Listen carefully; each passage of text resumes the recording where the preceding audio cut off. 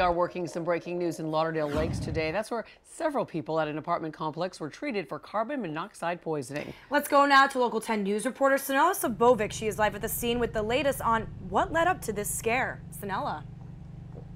Janice and Christy, this could have been a disastrous situation. As we can see, dozens upon dozens of apartments are in this complex, but the one in question remains on the corner there. Officials with BSO Fire Rescue say a makeshift heating device is to blame, while management says otherwise.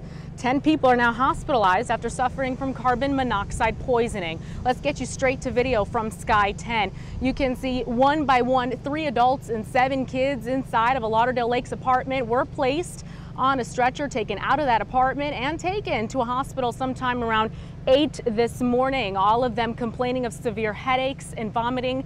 BSO Fire Rescue officials say the group suffered from carbon monoxide poisoning. Once they were transported, crews ventilated the unit and checked other neighboring apartments before determining that the carbon monoxide was just limited to that very apartment in question.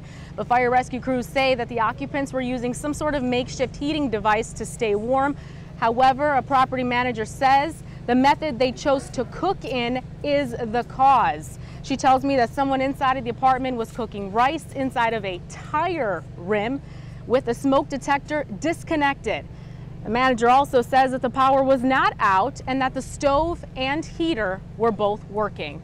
Right now, this case does remain under investigation. It's unclear if all 10 people lived inside of the apartment because the manager tells me they're only allowed to have 5 per apartment here. Regardless of the case, everything remains again under investigation. We did see a fire marshal here earlier this morning. It's unclear if those occupants will be able to be returned back into that unit.